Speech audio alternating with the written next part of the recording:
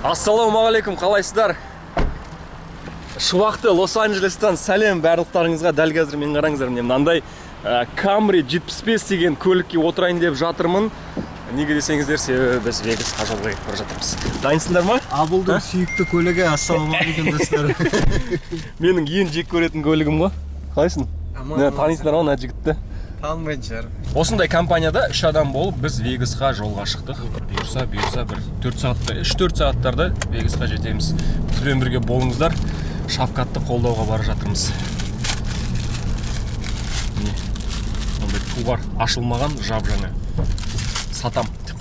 Дәл қазір біз достар Loves деп аталатын жанармай бекетіне тоқтадық. Міне қараңыздар, осындай өте үлкен жанармай бекеті. Бұл тағыда трак стоп деп айтылады, яғни трактар тоқтап осында түнейтін адамдар болады трактармен, және де осы жақта өте үлкен жаңағы дизель құятын өте үлкен станциялардың бірі. Осындай Loves және Pilot, тағы да бір G-Flying деген бірнешеуі бар. Оны айтайын дегенім, қараңыздар, осы жерде бензин, Loves'та бензин өте арзан екен. Бағасы $4 159 цент. Яғни, өтірік айтам, $4 159 цент деген болмайды ғой, 159 цент деген $5 біле бар. $4 15 цент. Я, қараңыздар, бензиннің бағасы $4 15 центтан. Бұл деген қазіргі таңда өте тиімді баға деп есептеймін. Себебі Лос-Анджелесте ондай бағаға бензин табу қиын. Ал мынау міне біз жалға алған Camry SE ақ түсті 75 23 жылғы немесе 23 жылғы деп ойлаймын. Осындай ақ түсті көлік. Бағасы $30 шықты жалға алу. Бір күнге жалға $30. Ол деген жаңағы $7 Camry көліктің бағасы, және де салық қосылды, сақтандыру қосылды. Анау Америкада жақсы көреді қосып тастаушы бір нәрсені алған бағаңа. Сөйтіп $30 шықты, және дәл қазір біз $21 бензин құйдық. Бұл әзірше, тағы да құйылады бензин. Есептей беріңіздер, қанша жалпы Лос-Анджелестан Вегасқа барып қайтуға қанша ақша кетеді, UFC көріп қайтам десеңіздер. Бұл деген Лос-Анджелестан, Алматыдан емес, Алматыдан мүлдем басқа. Сондықтан кеттік ары қарай. Одан кейін мен жаңағы Аризонамен, мынандай сусынмен, бізше Макси чай және Twix алдым. Бұл екеуі $4,5 шықты. Қош келдің Лас-Вегас қаласы. Лас-Вегас міне дәл көз алдарыңызда тұрған кішкентай екен. Бұрын маған үлкен болып көрінеді. Сфера көрінбей ма?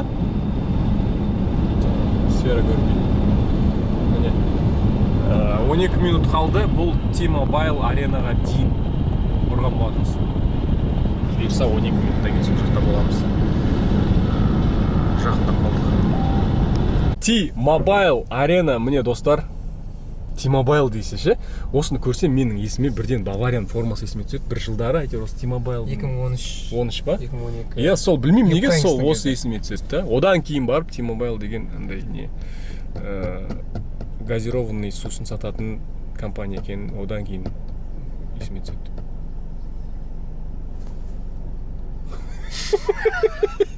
Айтасымен Ерман не қуып отыр деп ойлап отқан шығар.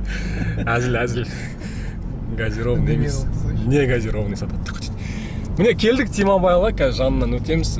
Бізге паркинг табу керек. Машинаны қоямыз да, сосын түсеміз осы жаққа қарай. Бір андай түсінбей қалдым ғой, қалай Лас-Вегасқа келіп, паркингтан T-Mobile'ға барам деп тұрып, бір казинодан бір шықтым. Негізі Лас-Вегас осындай ғой, байқамай қаласың қалай казиноға кіріп кеткеніңді. Сосын бірден ескерту, казино деген ойын автоматтары деген жаман, ешқашан жоламаңыздар, ешқашан ойнамаңыздар, аулақ болыңыздар. Кез келген азарттық ойындардан аулақ болыңыздар. Одан да спортпен шұғылданып, UFC-ға кеттік. Біз міне казино таңдамаймыз, біз UFC таңдаймыз, сол үшін UFC-ға қаратамыз. Бірдеңе ұтып кетем, қазір там соңғы ақшам салам, ұтып алам деген ондай дұрыс емес ой болмасын сізде. Казино ешқашан ұтылмайды, казино всегда выигрыш. Не айту керек? Казино туралы не айтасың? Казино жаман. Иә, казино жаман. Мысалға Ерман жаңағынақ $800 ұтылды. Иә, сол. Құрбасқа ақша ұтыласыздар, келмеңіздер. Міне осы жолмен қазір T-Mobile мына жақтан көрінетін сияқты. Міне достар, T-Mobile аренаға келдік. Дәл қазір міне қараңыздар, артымда Бұлай алдымда $300, $100 дейді, бір бәле дейді, ладно. Кетті, удар тексереміз ба? Ерман, қанша ұрасың? 1 тонна ұраласың ба? Әшейім. Иә? Все. Міне, адам көп екен, жиналып жатыр адамдар жаймен. Сағат әлі 3. Сағат 3, күндізгі 3. Турнирдің өзі сағат 4-те басталатын сияқты. Немесе ассалаумағалейкум, қайсыңдар? Осы ше елжаспен түскен блог шықпайтын әдеті бар. Құрметті оқырмандар, көрермендер ғой, көрермендер. Я, не айтасың? Брат, не дейміз, ал енді бата беріп жіберейік. Осы выпуск шықсын. Міне қазақтар жиналып жатырмыз жаймен. Қазір біздің бауырымыз біреумен ерегесіп қапты, бір американецпен Стивен деген білесің ба? Кім? Бір бауырымыз Шавкат шаны. Стивенмен ерегесіп қапты ғой сол. Стрелка дейді ғой, сағат 7-те төбелес дейді ғой, расына-рас. Болды, брат, қоясың, осы жерден қоясың. UFC-дің ресми мерчтары сатылатын осындай трейлер T-Mobile аренаның ішінде де сатылады негізінде, бірақ мен сіздерге қазір сырттағы трейлерді көрсете кетейін дедім. Қараңыздар, ұзын жеңді футболкалар $45 басталады. Анау тұрған худи $100, жай ғана футболка $20, $40 деп кете береді. Сосын тағы не бар екен бұл жақта? Кепкалар бар, кепкалар $35. Сосын мынаны қараңыздар, мынау деген кім? Мынау Пэдди Пимблет қой. Пэдди Пимблеттің ойыншығы бар екен, тағы да кепкалар бар екен. Сосын белбеулер жоқ екен, сағаттар бар екен. Сағаттар, сосын мынау не? Пояс, ойыншық белбеу. Болды, негізі іште көбірек мына жақта бір белбеу бар екен қазір, түсіріп алайын. Ане Қазақстанның туымен Шавкатты қолдауға келген қазақ жігіттер ана жақта кезек фотоға түсуге осы белбеумен. Не қараңыздар? Бұйырса осы белбеу Қазақстанға келеді. Дәл осы белбеу. Ойнап айтам, дәл бұл белбеу емес. Міне. Мынау Шавкаттың жанкүйерлері сияқты мынау жігіттер. Қараңыздар, бәрі күтіп тұр. Біздің жігіттерді. Ар жақта UFC деген жазу. Міне Шавкаттың жанкүйерлері. Қазақстан. Yep. Айтпақшы сіздерге айттым ба айтпадым ба, бүгін біз UFC-ға билетсіз келдік. Билет сатып алмадық, себебі сайттарда билет $300 болып тұр, ең арзаны. Қазір қызыққа емес енді, ақпарат ретінде міне осы T-Mobile аренаның сыртында сатылып тұрған кассаларда сыртында тұрған кассаларда билеттер қаншадан сатылатын барып көреміз. Міне мына жақта біздің жігіттер кезекте тұр. Олар кіріп сұрайын деп жатыр. Міне мынау тұрған кассалар, осында келіп билет сұрасаң болады. Қазір көреміз.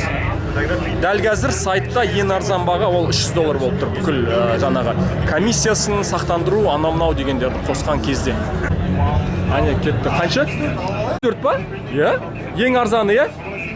Это анау-мынау қосылғанда ма? Мә, ойлаңыздар, кассада $174. Бұл енді жақсы баға, себебі біз өзімізде ойлап келдік, 200-ден арзандар тапсақ кіреміз деп. Сондықтан кеттік ал. Распаковка чек. Бұрын соңды болмаған. Қараңыздар. Бұл деген Қазақстан Республикасының туы.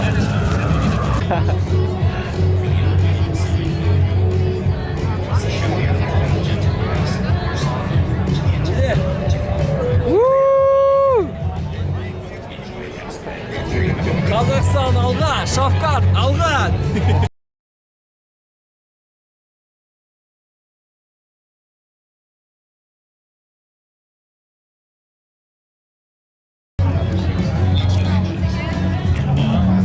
Кеттік ал, осы туды ұстап алып Шавкатты қолдауға барамыз. Билет қолда. 150 деп тұр ғой десең. Қараңыздар, міндетті түрде, ақшта қосылатын міндетті түрде біліп жүріңіздер. Кез келген нәрсе сатып алғанда бір нәрсе қосылады, әйтеуір бір нәрсе қосылады. Сол бүгін міне $25 қосылды.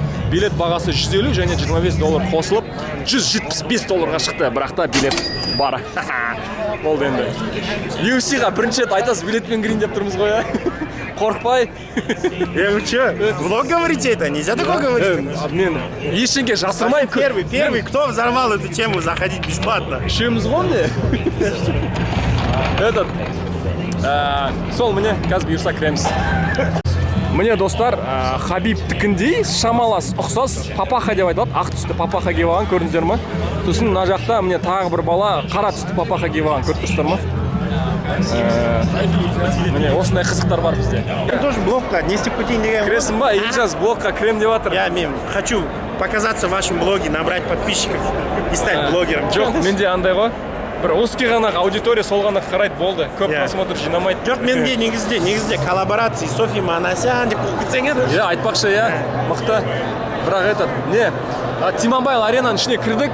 Міне достар, мына жақта бағана айтқанымдай, бұның ішінде де мерч сатылады, неше түрлі футболкалар, белбеулер барлығы. Біз қазір былай қарай жоғары көтерілеміз. Әдеттегідей, сосын аренаның ішіне кіреміз. Лестницамен ешкім қолданбайды екен ғой. Неге қойып қой? Я кеттік па лестницамен? Мен бара берейін. Мен лестницамен кеттім.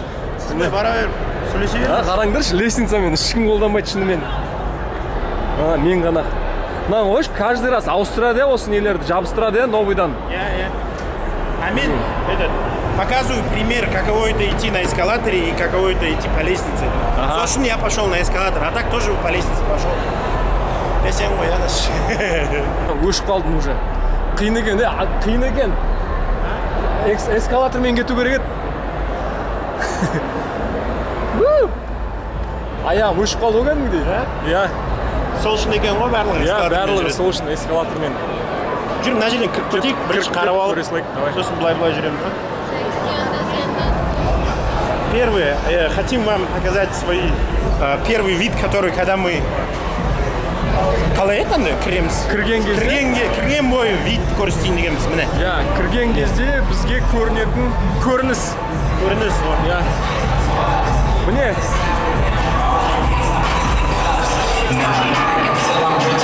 Міне. Адамдар жиналмапты ғой, иә?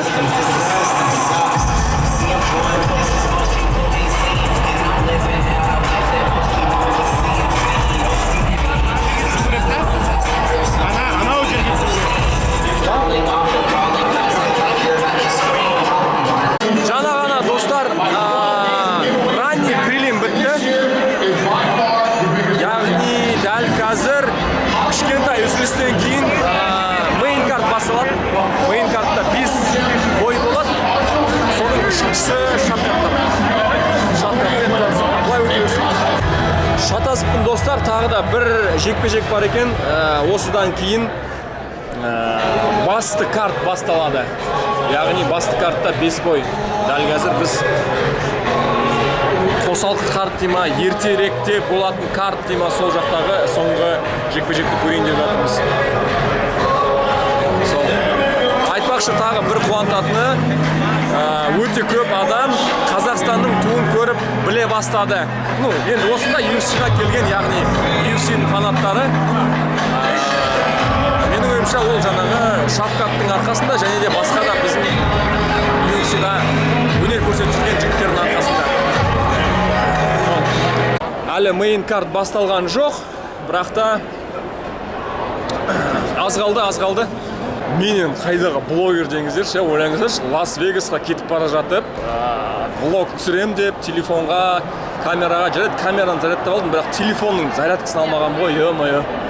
Көлікке арналған, шнурды алмағам. Сөйтіп, қазір телефонда 32% қалған болатын. Кетіп бара жатып, мынандай тауып алдым, қараңыздар. T-Mobile'дікі телефон зарядтауға, телефон қуаттауға арналған. Дәл осы жерде телефоным қуатталып жатыр. Мейн карт басталады, достар. Мейн карт дәл қазір Брайс Митчелл мен Джош Эммет жекпе-жекке шығайын деп жатыр. Қызық болады. Негізі мейн карттың барлық жекпе-жектері өте қызық.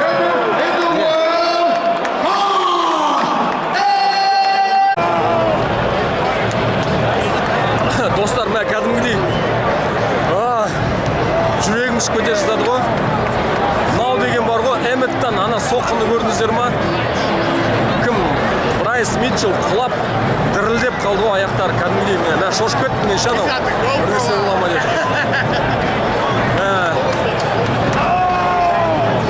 Бәрі тұрып алған, бәрі уайымдап кеткен сияқты. Бір удар ғана, бір удар болды. Мына бойда бір-ақ удар болды. Қалай, Герман? Вообще ужас. Мәне жаман, өзімді бір түрлі сезініп қалдым. Кінәрі сезініп қалдым. Давай, все. Негізі мына Брайс Митчелл деген тоже жақсы келатқан бала еді негізінде.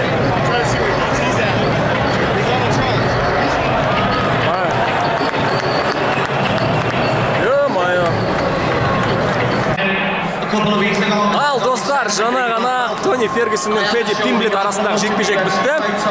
Пэдди Пимблет ұтты судьялардың шешімімен. Бірақ та келсем толықтай негізі тіпті оған дейін андай досрочно біту керек еді. Бірақ Тони выжил дейді ғой, былайша айтқанда. Қызық бой болды, Пэдди достойно ұтты.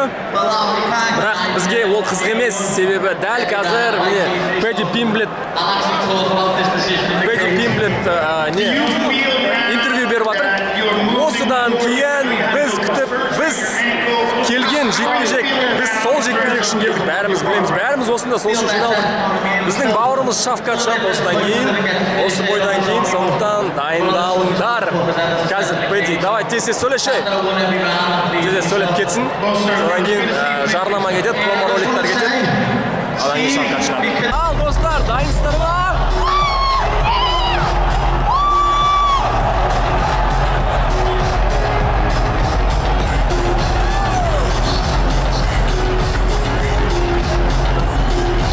Бір нәрсе болады, не екенін білмеймін. What's going on there? It was bad. I don't know. Strickland. He jumped Duplessis. Бұл жақта не кепкеш болып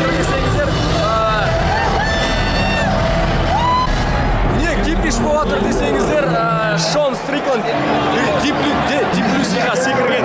Екеу ергес қалған. Шавкат Томпсон, дайындалыңыздар.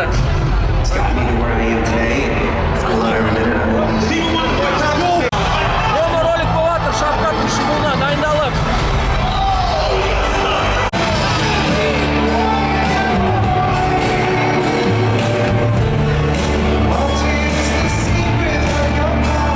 Шавкат шайын деп жатыр.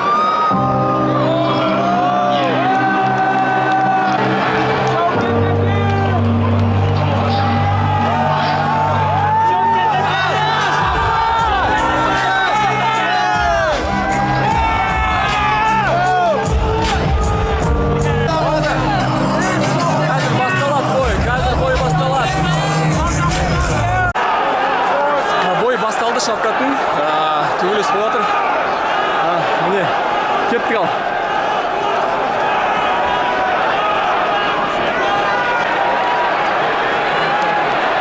Давай!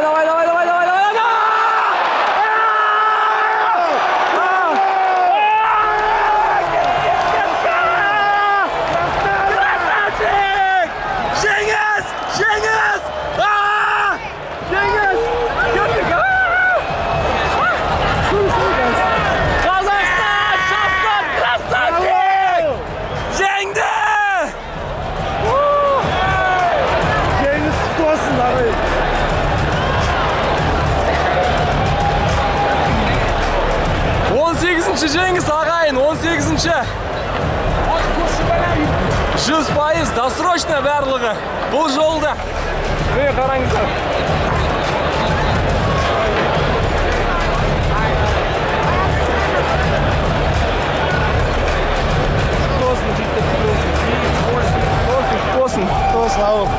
Тосын. Ё-моё. Молодец.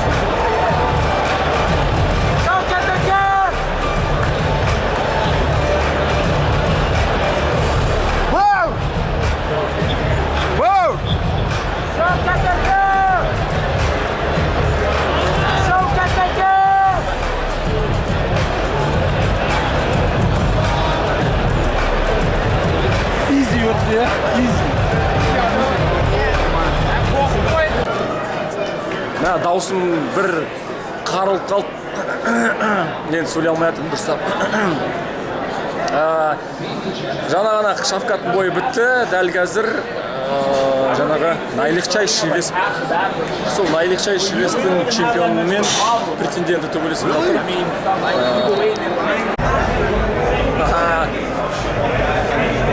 Мінекей достар, UFC 296 турнирі өз мәресіне жетті. Жаңа ғана Леон Эдвардс пен Колби Ковингтон арасында өткен жекпе-жек аяқталды. Өте қызық емес болды. Өте бар ғой. Қызық емес жақтан рейтинг болса, бұл бірінші орында десең.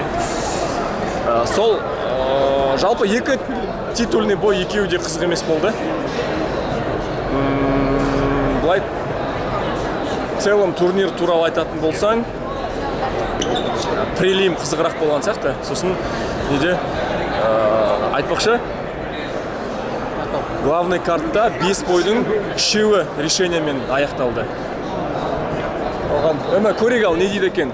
Мен Леон Эдвардсқа берер едім, бірақ что-то Америка болғаннан кейін Колбиға бер жері мүмкін.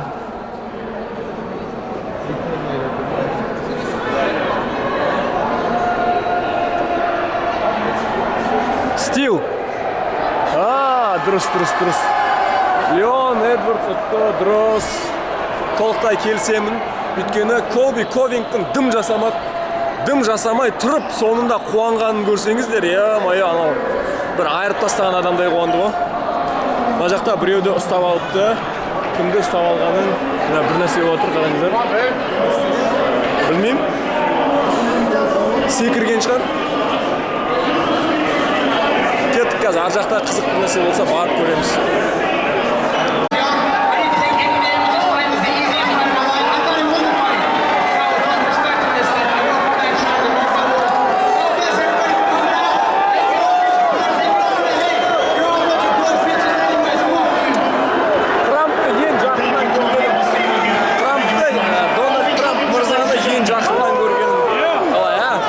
Өкінішке орай бұл жолы болмай қалды. Октагон жаққа өткізбеді. Бұл жолы қатты болды. Күзет. Одан кейін бер жағында күтіп тұрғанбыз. Сол жақтан да келіп қуып жіберді, болмайды. Бір нәрсе, бір сұрады, бір пас бар ма деді ма, бір бәле бар деген сияқты. Октагонда қалуға болатын, рұқсат беретін бір қағаз ба, бір нәрсе болатын сияқты. Сондай бар ма деп сұрады.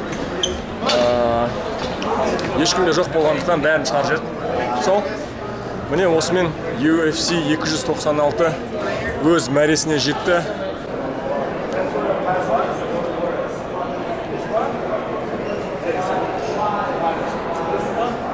Нормально. Шавкат чемпион. Бүгінгі бағанағы главный чемпионский бойда төбелескен Эдвардс пен кімді? Ковингтон екеуінде Шавкат шайнайды ғой. Екеуі де анау мешоктар. Ковингтон вообще мешогы. Ана кім бар ғой? Эдвардс хотя бы бір мешок ұн ғой, Ковингтон бір мешок қандай қоқыс қой. Вот Шавкат екеуінде шайнайды. Бұйырса келесі жылы Қазақстанға белбеу келеді деген ойдамыз, үміттеміз, күтеміз. Шавкат чемпион! Мына сыртқа шықсақ, мына қазақтардың жиналысы отыр ғой. Құрылтай отыр ана жақта. Қазақтың туларын ұстап, қараңыздар, туын ұстап, қаншама бәрі қазақ жігіттер деп ойлаймын енді. Бұл құтты olsun, ya. Міне қараңыздар, қаншама адам. Біраз адам жинал қалыпты кәдімгідей. Шавкатты қолдауға келді, барлығы кереметі. Октагонда, залда отырған кезде, аренада барлығы бөлек-бөлек жерлерде отырды, білуімше, бірақ енді қазір сыртқа шығып, бәрі бір жерге жинап жатыр. Күш бірлікте. Осылай айрамыз, осылай бәрі талпой келіп, келесі жылы Эдвардстан поезд тартыламыз. Жақсы достар, онда қалырда.